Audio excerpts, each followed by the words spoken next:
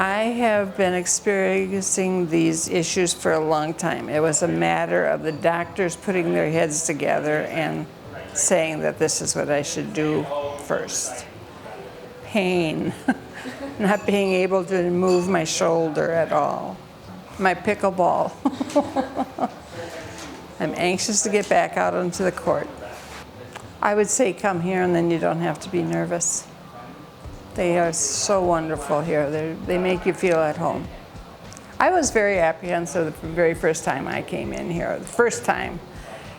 But that was about one time, and I said, okay, I can handle this, you know. Just all the friendliness. That welcome when you first walk in. It's, hi, Diane, hi, Diane. You know. That I could move my arm.